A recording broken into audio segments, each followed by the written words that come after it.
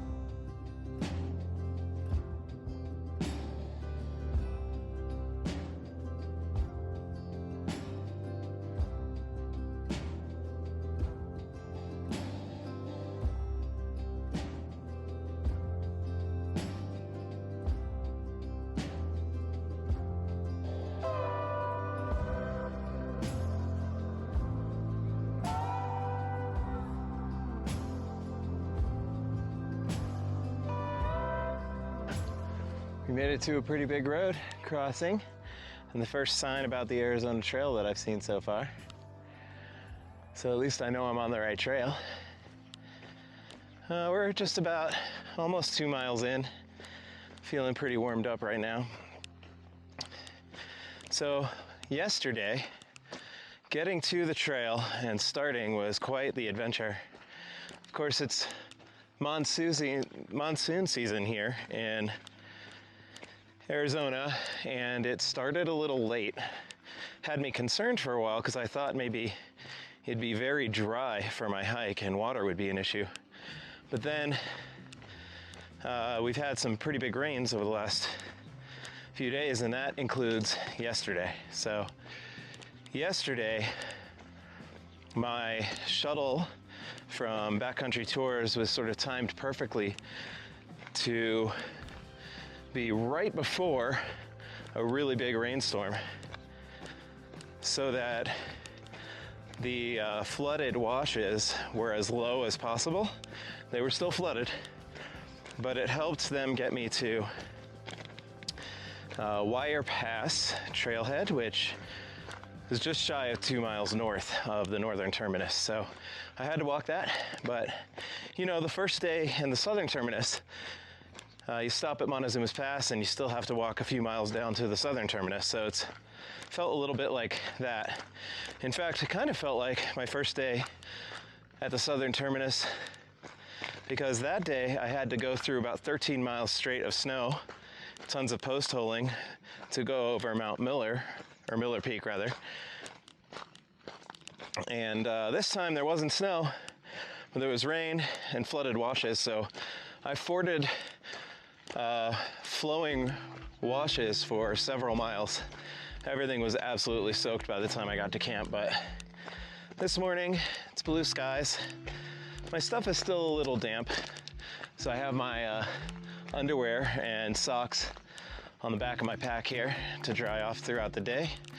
But we're gonna try and do about 20 miles today, so I'll see you a little later down the trail. We have reached an exciting moment on the Arizona Trail. If you can believe it, this is our very first official Arizona Trail gate. Oh yeah. Now I know exactly where I am. So this is a rather interesting section of the trail where I've been walking through this meadow for quite some time.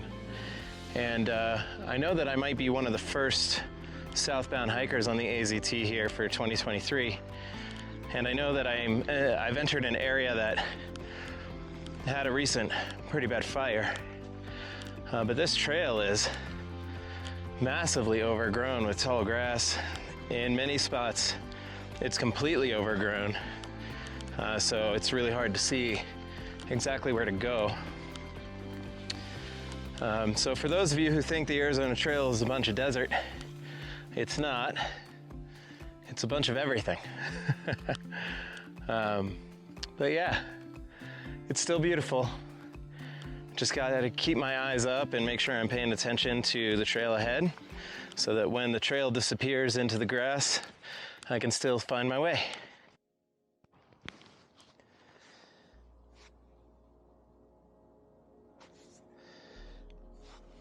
Okay, so normally if I was setting up for dinner, which is what I'm doing now, I would be probably in my tent on my sleeping pad, relaxing, and that's where I'd be coming to you from. But my tent is set up over there and it's still wet, so I am letting it dry a little bit more, both the inside and the outside.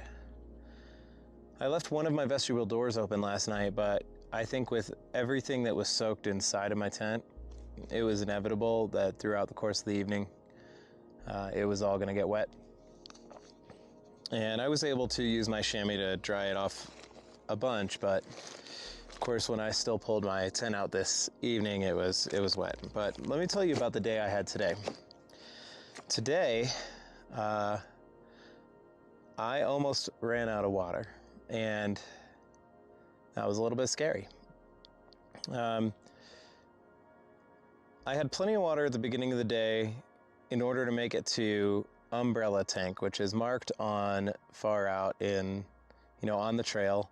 It's one of the tanks that is really close to the trail, only 100 feet off trail. I wouldn't have to walk, an extra half a mile round trip or an extra couple of miles round trip to get water. So I figured I'll aim for that. And recent reports suggested that it was full.